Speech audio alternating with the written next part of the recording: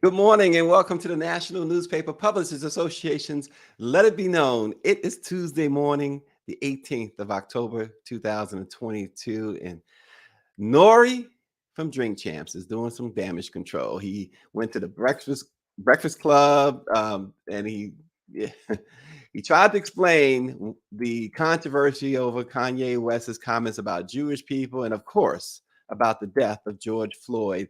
Off the bat, N.O.R.E apologized for Kanye's false claim that George Floyd wasn't murdered by former police officer Derek Chauvin, but he was killed by fentanyl. N.O.R.E continued claiming he tried to rebuff West later in the show and quote, but later on, I actually checked him about the George Floyd comments. I actually checked him about the White Lives Matter t-shirt, but it was so later in the episode, I was already inebriated at the time that people maybe have overlooked it. He was inebriated. You conducted an interview, N.O.R.E, but I apologize to the George Floyd family. He said, I apologize to anybody that was hurt by Kanye's comments. So for us this morning, it's all about hate speech versus free speech and deciphering the obligations of Black media. Let's discuss all of that with Mark, Make It Plain, Thompson, Nakia Cooper, and the one and only Itoro. Good morning, everybody. Good Good morning. morning. Good Good morning. morning. It's good to see all of you and Mr. Make It Plain. I know it's a big day for you, 4:30 this afternoon. I know where you will be, either at the stadium or in front of the TV, but later on, we're going to talk a little bit about that too, just a little bit. But what's Right. the obligation of Black media? We saw LeBron pull the shop appearance with Kanye, or pull Kanye's shop appearance, and many have applauded that. But let me just start with you, Mark. What's the obligation of Black media here? Well, good morning, everyone, and glad to be here with you early in the morning. And yes, you do know exactly where I'll be. I'll be in the house. I'll be at the cathedral. Um, the obviously the obligation of Black media is to inform, to tell the truth, to continue to empower our people. The problem, though, is I'll be honest with you. I don't know if there's if as much of this is in the court of Black media as it is in the court of all of us, the Black, the African American community who reads the news, who consumes the news. Um, we've got to come back home. We've got to come back home to legitimate Black media and stop allowing social media, which we neither own nor control, to determine our truths and to determine what's real versus what's not real. But we still And gonna have Mark. We still gonna have Kanye's and Ben Carson's and Candace Owens running around, spewing whatever they spew. So so, what do we do as the Black media? Do we ignore them? no, I'm not saying we ignore them at all. But Okay. what my concern, though, Stacey, is that the Black consumer ignores legitimate Black media to the point where this is what's detrimental. This is where we have to draw a line, and people have to see a difference. Right. Kanye is not promoted by Black media, first of all. So, obviously we have to expose his contradictions. But the question becomes, why is Kanye Kanye? Why is he so popular? Why is this such a viral thing? It's because our own media, which we don't own and control, is in fact promoting him. So what Right. I'm saying is I think Black media is doing its job, but Black media ought to be more considered, taken more seriously. It should be followed more than other media, which is really, using this controversy not only to promote its own following, to get its own clicks and likes and to go viral at our expense. Yeah. Well, let me bring Nakia into the conversation too. Nakia Cooper, Bayou Beat. Nakia, the Kanye made a comment too. He said that Black lives didn't matter when Kim Kardashian kidnapped his kids. His Black life didn't matter. Uh, How do you reconcile this with what he said about George Floyd? How do you reconcile this with what he said about his anti-Semitic comments as well? How do you just reconcile him in that red hat, that MAGA?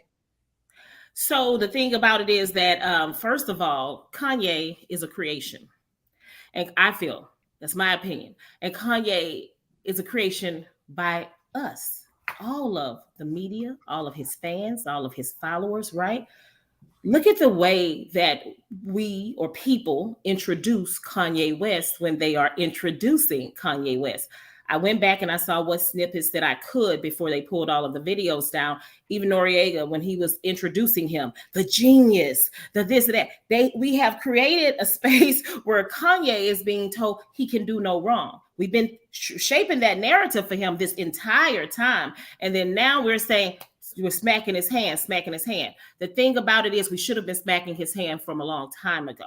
Okay. Mm-hmm. There's one thing, this fine line that we have about free speech. Yes, we are entitled to free speech, but what about that accountability journalism when we, because journalism is changing, when we see him going left field and we don't check him. Noriega checked him 2 hours into a drunk field rant. 3 hours.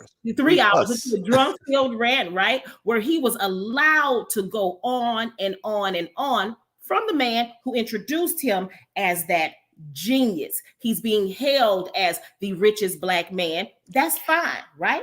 But this is the thing. So when we applauded him, right? Or I didn't, but when he compared Kim Kardashian to Michelle Obama, when he,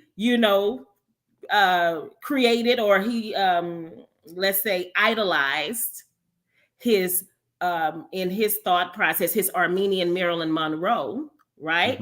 Before he victimized her, right? That is the thing. And so now all of a sudden, it's about him and his black children. He doesn't walk with us, and most of the time, right? He doesn't idolize them. He doesn't, he doesn't, do the support. Yeezus, as we've allowed him to call himself, and we call him that too, right? Yeezus, comparable to Jesus, and Jesus walks. Underscore narcissism. Above all rule. Right. And so then how do you pull back on somebody like that? I think that one way you hold someone accountable like Kanye West is to go back to the old ways of challenge journalism like Geraldo Rivera.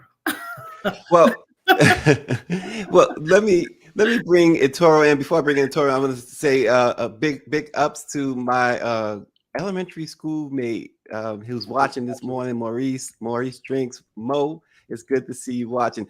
And Mo says, wealth is relative. All the money ever printed can't you intellect or can't get you intellect or humility. Itoro, N.O.R.E also said, and it goes back to what Nakia was just saying about pulling the plug. N.O.R.E said that he was afraid that Kanye would walk out.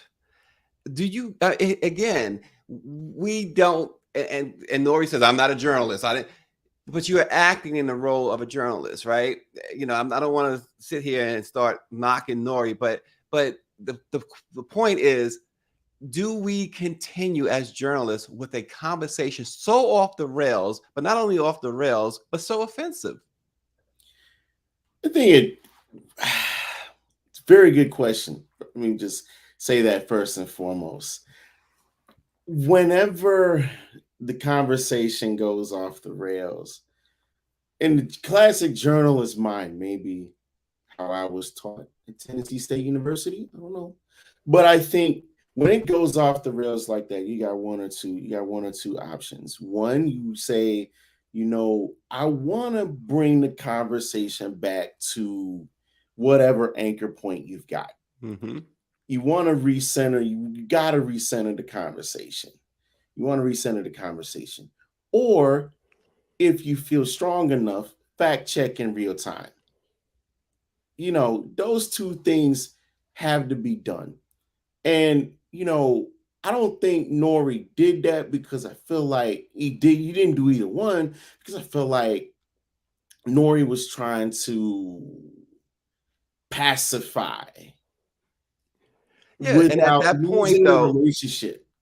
But at what point you stopped with the pacifying? You know, sometimes maybe that's the problem too. Black media, and Mark Thompson said it at the beginning. You know, he kind of framed it that way too. That we don't necessarily get the respect that we deserve, and so when we get someone of the ilk of a Kanye, we get someone like that. Do we? We might handle it a little differently, and it's okay to handle it a little differently, but if you are going to sit in the seat of an interviewer, of a journalist, then isn't your responsibility to say, you know what, okay, this has gone a little too far. We got to put the brakes on this. Absolutely. You have to, because you're the one as the interviewer, are the one that's driving the bus right now. Like, you're the one, no matter how loud your guests may be, it may get, no matter what wild things they may say, you as the host, you're still driving the bus. Mm-hmm. And as long as you're driving that bus, it is your responsibility to act as governor of that conversation. When it's going too far this way or too far the other way, it's up to you. Like you said, act as the governor, right? You have to be able to know when to hold them, know when to fold them. David Youngblood says we give Kanye the power to be the influencer he is. It's a joke, but we have a history of making clowns our spokespeople. But Mark is a host. Mark is really good at what he does. At what point, Mark, do you cut somebody off? Well, first of all, let me just, maybe I misunderstood the context of your earlier question. I didn't think we were considering N.O.R.E. black media or journalists. Well, now, some of us, many of us don't, right? But yeah. So I mean, yeah. So I and so if we want to, for the sake of argument, say that he is, yes, he should have been more scrutinizing and more challenging.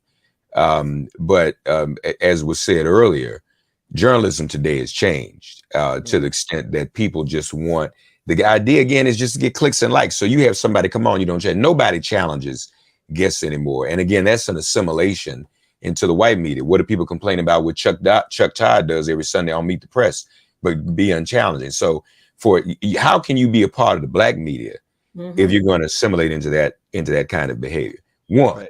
Two, I still say it boils down to our community, our black consumers. N.O.R.E. is not successful unless we as consumers support that. If listeners aren't demanding a great amount of scrutiny, and I guess some of them did because he did apologize for even having him on. But from the root, people should be supporting the black newspapers, supporting black radio, supporting, those who are authentically members of the media and actual journalists. So let me just put it this way. The proof that it's really not quote unquote black media per se, and I'm not trying to knock your brother. I mean, clearly he's your brother, but he's not. To be in the black media is to operate in the tradition of the independent and autonomous black media. So the proof that that's not happening in the state of things, Kanye don't know black media. That's right. All of us here, he ain't coming on. He ain't coming on. Let it be known. Right. He ain't coming on. Make it plain. That would last about 5 minutes, and then. See, here's the risk we run. If Kanye would have come on this show or one of our shows, our own followers would scrutinize us. We run the risk. I remember once there was I'm not going to mention his name, but some other crazy controversial black person. And people was like, you should have him on the show. I said, if he even comes on my show, people will kill me. Yeah. Before I even try to shut it down. Remember Mark, you remember this, right? Arsenio Hall, the best late night show there was at that time, right? No, I'm not talking about that. You're talking about the minister. No, that's somebody is on my show. No, what I'm saying is type Negro that somebody wanted me to have on my show, and I would be expected to have them. I'm talking about two different things. I'm talking about the scrutiny from our people. When Arsenio had the minister on, it was the white folks that took him down. What I'm saying is someone opposite the minister was trying to get on my show. And I said, well, I don't want to be taken down by my own people. If we're independent media, And that's what Arsenio was trying to be. Right. We could have the Minister Farrakhan's and other people That's like that on. But the people who are actually harmful to us, like Kanye, and let me just say one other thing quickly. All of this is still not real journalism and media, because the foundation of it is social media. So right now, all media, even mainstream media, is seeking clicks, likes, and retweets and shares. That's what the whole game is about. New York Times, even. That's how you survive today in this media landscape. And that is what is driving the lack of objective journalism. Clicks, likes, so whatever goes viral. And man, when people share stuff, it doesn't mean they agree with it, but they just want it to go viral. And I think that's what we need to get back to understanding, that this is not real journalism anymore.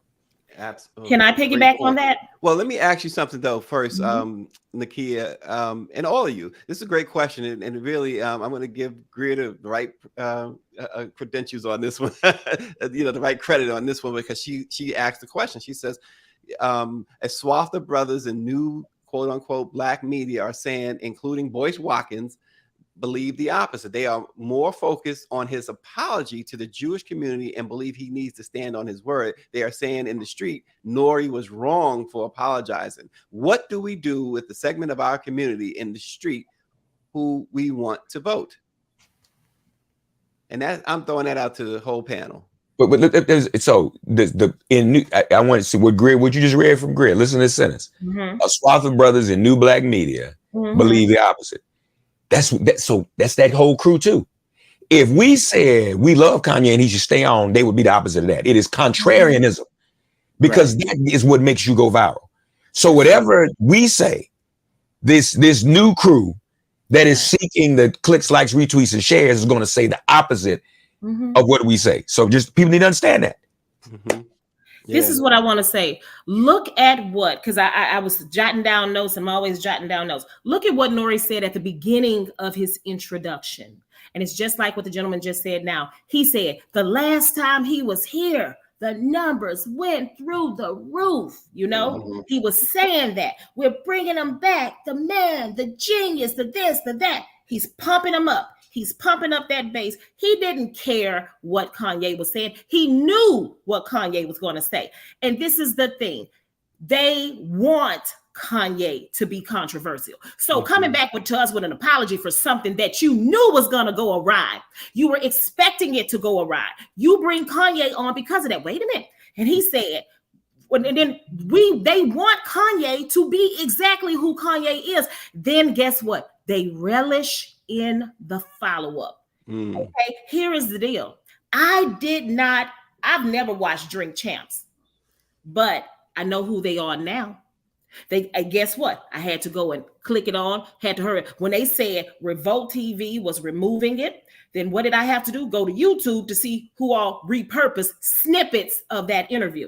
This is all, like you said, about tweets, likes, shares. I'm a manager at a newsroom in a television station of the web department. We are looking for those viral stories. We are looking for referral traffic. Right? We are looking at what is best to put on social media that is going to drive engagement back to the website. Okay. Yeah. And I can tell you, and then we go into Google Trends daily to see what is racing up that chart. And when you saw Kanye West, guess what? We need to make sure we have a Kanye West story, anti-Semitic, in that headline, because that is going to draw in some stuff. We know what he's going to say. Even if you don't know what's coming at you that day, an interview with Kanye West is going to draw controversy. He purposely did not shut that brother down. Number one, you don't want to piss off your billionaire friends, right? You don't want to piss off your billionaires. Well, it's going, and you want that follow-up. He knew what was happening. His apology means nothing to a woman like me. His apology means nothing to a journalist like me. He never attempted to control the narrative, and to be a journalist or someone with a platform, and you are leading generations or influencing a newer generation to sit up and drink and shots and talk and be so messed up that you can't even control your own dialogue What do we have to say about that? Yeah, Brother. it goes along with what Mo Drinks is saying. He said journalism is predominantly revenue driven, and morality and objectivity in some media outlets are completely absent. Itoro, Mark, Nakia. So Kanye, he's a large swath, too big a swath is they still buying his stuff. They still gonna buy his music, gonna buy his products. They're gonna, whatever he endorses, they're gonna follow, right?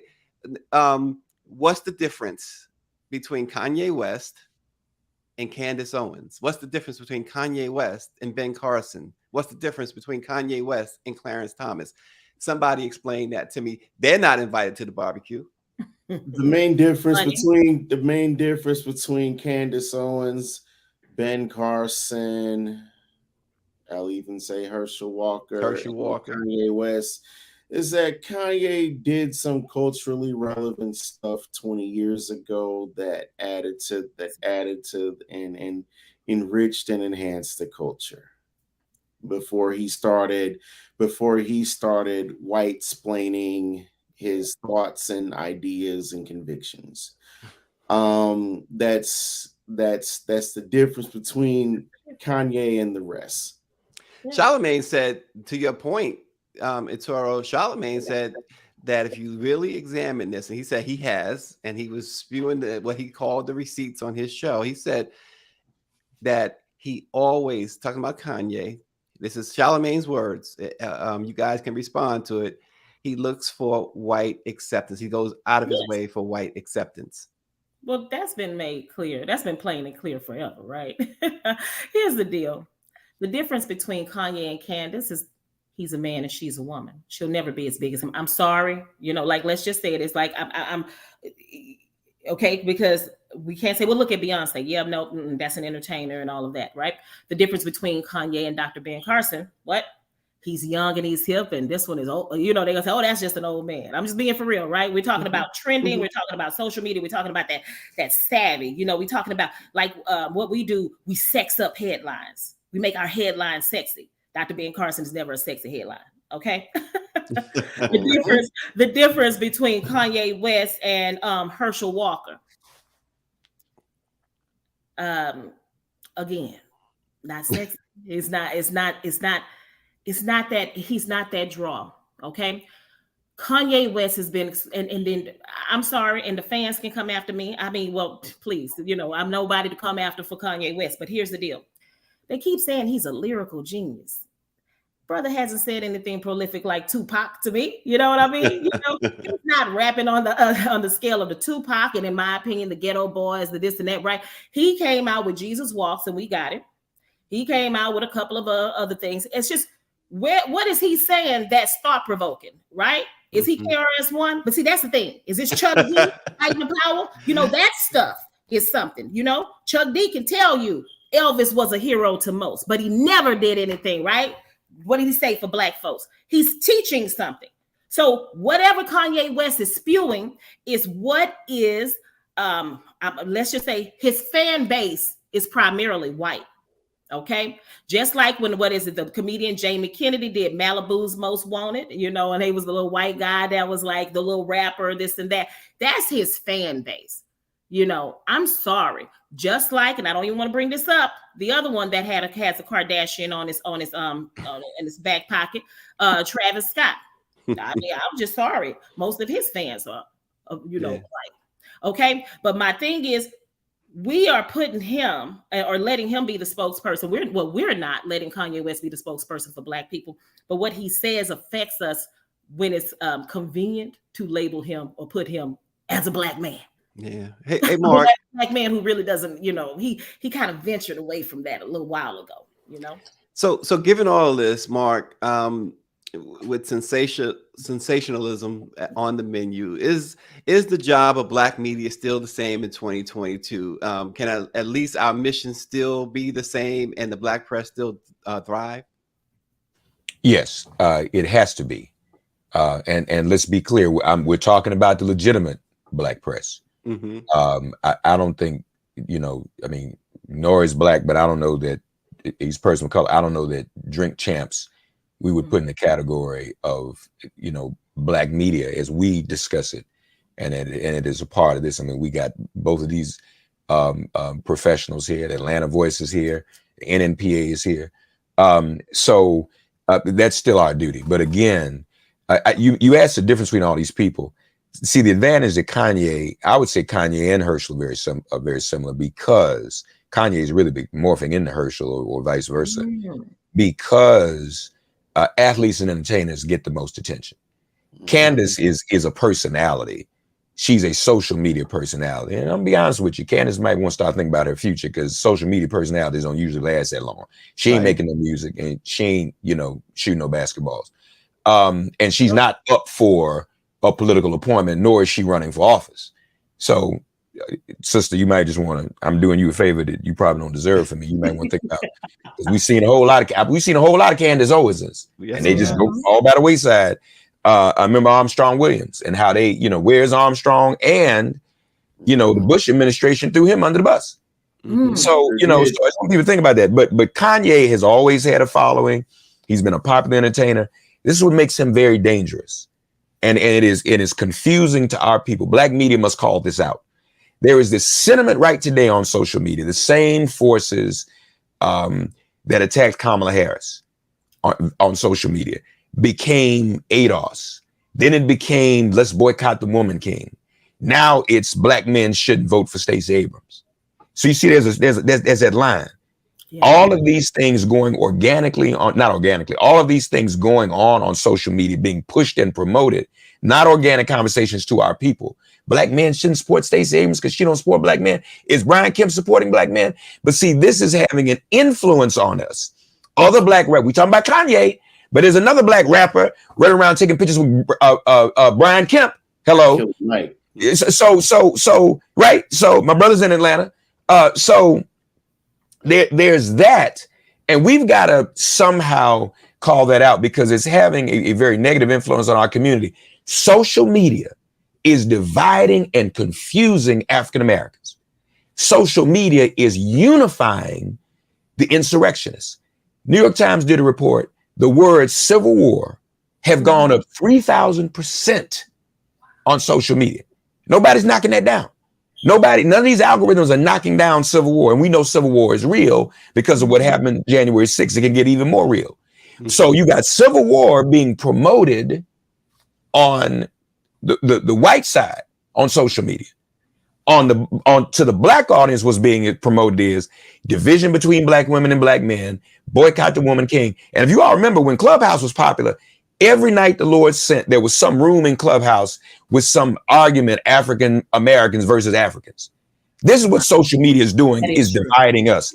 And so there's a difference, you all, between social media and news media, and particularly the objective African American media, the objective Black media, which has been established in this country almost 2 centuries. Well, I'll tell you this much. So Kanye West says, you know, I'm a billionaire, y'all can't touch me, etc. This is his word, etc., right? Guarantee you, and I mark my words, this continues to happen. Mark, you know it's true. You guys, Itoro, Nakia, you know this is true. When they first start out, and I'm talking the Kanye West, I'm talking all of these, not just the rappers, not just the entertainment, but anybody Black who has made it in this world. Anybody Black who has become as big as a Kanye West or whatever. When they start out, they start with the Black press. You know, when they come back to the Black press is when the handcuffs go on. That's when they come back. They all have come back. You name them, they've come back. And in some cases, O.J. Simpson, when they have been either exonerated or their tribulation has ended, and they've been reaccepted into white America, they abandon again. This will happen to Kanye West. And Kanye may look at us right now, if he's looking at this program, I don't need y'all. Right. Not today, not yesterday. When you started, you were in Jet magazine, you were in Ebony magazine. When you started, you was talking to the Los Angeles Sentinel. That hasn't happened in years and years since you became Ye. Yeah. But I guarantee you, the moment he oversteps with Kardashian, because he's on that path too, because she don't look like us. When the cuffs go on, he'll be back. He will be back, and all of a sudden, everybody will again be saying, "Well, you gotta understand, the mental health situation with him, et cetera, et cetera." Well, here's what I say.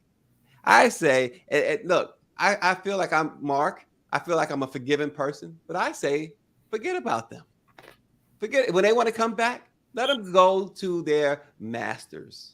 Okay. Let them go to their masters. Maybe others will learn from that. No, it's not okay to always, not everybody's the prodigal son. Not everyone needs to be treated like the prodigal son. Well, and to be clear, Sister Nakia alluded to it. See, the other thing that's similar between Herschel and Kanye is the mental health issue. Herschel is not well. In fact, I've even at different points along the way actually felt sorry for him. He is being utterly exploited because he's not well. Kanye is being utterly exploited because he's not well. But you're right. That doesn't mean we coddle them. We recommend that they go get the help they need. Matter of fact, you want to come on the show? I tell you what, dude, you come on here and we're going to get somebody, God rest her soul, Dr. Frances Cress Welsing is gone. We're going to bring you on with a therapist. Yes. That's what we're going to make go viral. That's what I'm talking about. Hello? So you're going to have a therapist to come on and help you understand. And Nakia also alluded to something else earlier too. When we follow them, think about this as a member of the family. When we follow this drama, we are enabling the exploitation of the mental illness. So think if this was one of our loved ones. See, at some point, family got to do an intervention. If you know so-and-so ain't doing well, but we keep exploiting them. Let's say they out here dealing in the street, but we need some money. So that's exploitation, right? We are exploiting and enabling an illness and addiction, whatever. And we've got to be more principled than that ourselves. Yeah, absolutely. And speaking of more principled, and I know we're out of time, but today is a big day in the life of Mark Make It Plain Thompson. Game 5 of the ALDS, the New York Yankees and the Cleveland Indians. And let's get some highlights from Make It Plain himself. Check it out. Saying goodbye to Frank. My good man in He's all the way in Cleveland. But the best clip, clip, Mark, is when Aaron Judge tied the home run. The best. We saw Mark Thompson in a different light when Aaron Judge, and he was right there at the stadium. Mark was at the stadium when it happened. And unfortunately, I guess we don't have that particular clip. But you guys go to Mark's TikTok account. You'll find it.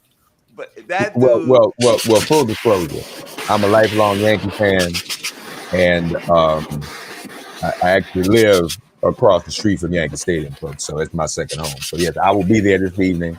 It's a big day, but it's not. I think we're going to dispatch the Guardian readily. I didn't go to Cleveland to go to the game. I went to Cleveland to be honest with you too. I'm in support of the Jalen Walker family. The brother who was shot by the police over 40 times, we did some interference, Greer. I don't know what that is. In support of the Jalen Walker family. And just as an update on that case, brother shot over 40 times. The 8 officers who fired the 90 shots, the 40 that hit him, have been reinstated back at work, but on desk duty. So we're getting ready to deal with that. I went there to be in support of that family and that community, which is in Akron outside of Cleveland. And so while we were there, some of us, wanted to blow off some steam, and we went to the game. I went to games 3 and 4. And so game 5 is today. No, the real, if we get past today, then we're looking at, Houston. That's going to be a real challenge. Yeah. And they cheat. Now, I love my brother Dusty, but he's rehabilitated a cheating team. Now I'm in Houston. It's all about the Astros right now. Nakia, you with the Astros? I thought you were cool, sister. What's going on? I'm in Houston, baby.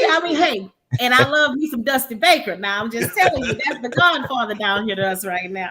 I love Dusty. Dusty's a good man. I know. So Nakia, you and Roland must be hanging, because he's always. If that brother tweets me one more time with some Houston trash talking, I don't know what I'm gonna ring his neck. But no, listen, we everybody need. wants to see Houston and the Yankees. Everybody wants to see that. I mean, Cleveland, the Guardians came out of nowhere. They got a young, exciting team. Yeah, The Yankees got their hands full. Garrett Cole did pitch like an ace. Unfortunately, DeGrom and Scherzer did not. That's another story, Itoro. Well, if you want to talk about what to watch on match, so Saturday night I go into Progressive Field, Guardian Stadium, all in my Yankee gear. I'm talking trash. That's a beautiful stadium too. And then it is wonderful. And then the bottom of the night, the Guardians come back and win that game. Everybody in that stadium was on me. Almost had to be taken out by security. We saw the usher give you a nice hug. Frank was a nice, and we become friends. Frank's been texting me. He's a good man. But everybody else in there was giving me a hard time. I barely got out of there. But it's all in fun. We need those types of outlets. But yeah, I'll be there today. Yes, 4:30 this afternoon. For those who are not like Mark, who won't be at the stadium, what is it, FS1 that they'll be on? I think it's on TBS. I think it's on TBS. Costas and Darlin calling it. So we'll be checking it out for sure and bring you the results. We'll either have a face of a smiling Mark Thompson in the morning, or we'll have one with that Jordan emoji. The crime, meal. And look, just point Itoro, you're at the Atlanta Voice, right? Mm-hmm. Yes, sir. Yeah, my son is there. He's doing some writing for the Atlanta Voice. His first journalism job since he's been down there at Clark Atlanta. So he's in school at Clark Atlanta, and I think he's publishing a story today about the gubernatorial race. Listen, y'all, we need our own media. Stop allowing social media to dictate how you think and feel. Black men, I'm talking to you. Cut that out. Don't allow people on, because you don't know who's posting this stuff. You think these are real people. When you see a tweet and the Twitter person's name, the profile has a bunch of numbers behind it, that's not a real person. That. Black men shouldn't support Stacey Abrams. Cut that out. When in the history of our people, Nakia, have you ever seen people making public statements to organize black men deliberately not to support black women? That's how you know it's not real. And if these conversations are not taking place in the barbershop amongst your own people, if they don't originate there and they originate on social media, they're not real. So don't let social media make real in your life what isn't real in real life. I'm sorry. This is why we love having Mark on. And then we got Auntie Nakia. Go ahead, Auntie. I just would like to say thank you so much for having me on here today, and you guys are amazing. And I'd like to say, what they're doing on social media is called thumb thugging. These people are sitting up there, they're hiding behind these avatars, and they are going ham and saying what they want to say, and knowing if they're sitting in front of somebody's face, they're shaking in their boots, I just want to say this. Everyone has a voice, but not everyone deserves a microphone. Uh-oh. It is too powerful. It is too powerful. It comes with a sense of accountability, responsibility, and truth. And if it's used incorrectly or improperly, we stand to ruin and negatively influence our future generations. And that is a major issue. There is an attack and an assault on Black women and vice versa on Black men. And it is by a bunch of buffoons who are allowed to spew all kinds of negative BS behind the avatars because they are living in the tap twice generation of social media. Tap twice, as in Instagram, tap twice to get the heart and the like. Cut it out. It's BS. Recognize these thumb thugs for what they are. Nothing more than fake gangsters. Fake social media gangsters. Thugs. Wow. Itoro, I guess I got to give you your last word too. Go ahead. This is directed directly to Killer Mike, since I do reside in Zone 1, Atlanta. Come on. Killer Mike, a lot of people still respect what you've done in the community. No one's taking that away from you. No one's taking away the sweat in the game that you've put in, the sweat equity you've put in making Atlanta, and in your role in what you have done in making Atlanta what it is to this point. However, let's not play the people and say, well, Kemp is doing what Abrams ain't been doing. Because let's be real, Brian Kemp and Stacey Abrams have been in the same places for about the past 2 weeks. This is the first time Brian Kemp has been in the same places with Stacey Abrams since he was inaugurated on January 3rd, 2018. Mm-hmm. We all know why that is. Yeah. So you want to play the game of what have you done for me lately? We can play that game. But, Mark, I'm going to say this. The Yankees better win today. Yankees better win today. Thank you, brother. You see behind my heads, I got the old school Braves hat over here and the championship hat over here. But behind my head, behind my head, there's a navy blue and white interlocking NY. I know that's right. I can hear Phil Rizzuto right now. Holy cow!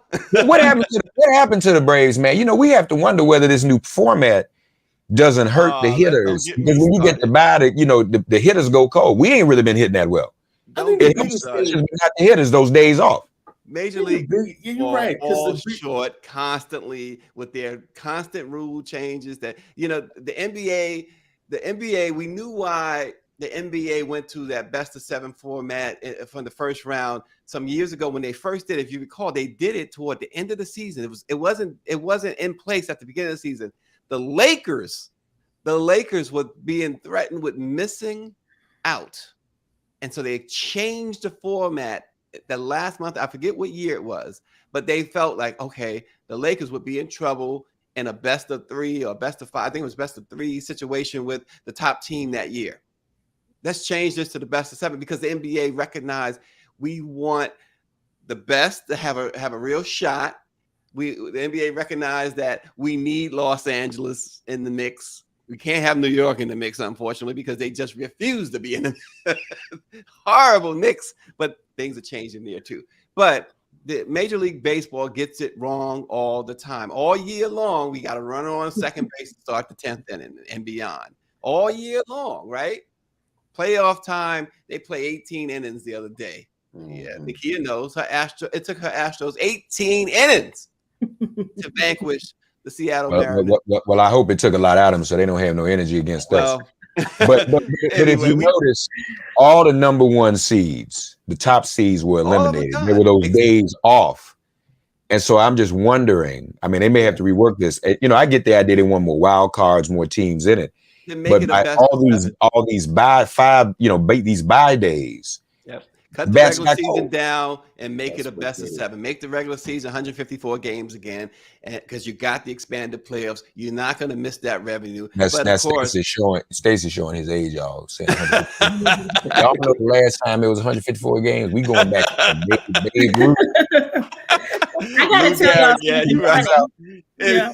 Listen, guys, we definitely gotta go. Y'all gonna get me fired over here. That's right. You're saying, hey, keep doing that. You know that thing, Mark, they do? Keep doing that. That's it. Thanks for watching. Let it be known. We appreciate you all. Thanks.